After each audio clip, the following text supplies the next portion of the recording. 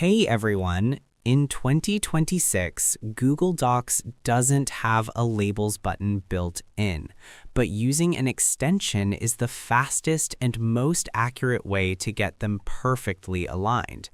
Today, I'm showing you the easiest way to do it on your desktop. Let's get those labels ready. Step 1. Install a Label Maker extension. Since Google Docs doesn't have native templates, we'll use a free extension. Open a blank Google Doc and go to the Extensions menu at the top. Hover over Add-ons and click on Get Add-ons. In the search bar, type Label Maker or Avery.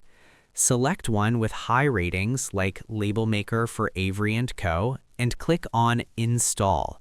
Give it the necessary permissions and you're good to go. Step 2. Launch the Label sidebar.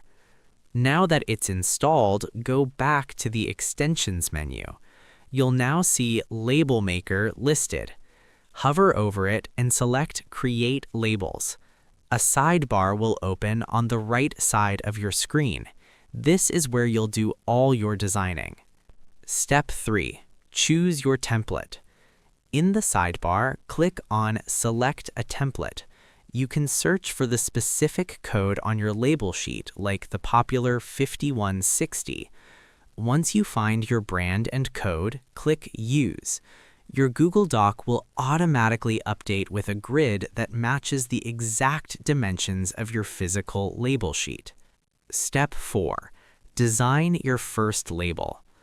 Type your text or insert an image into the very first cell, the top left one.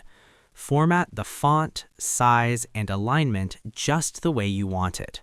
Pro tip: in 2026, most extensions have a checkbox that says Use first cell as model. Make sure this is checked. This ensures that whatever you design in the first box will be copied to every other label on the sheet automatically.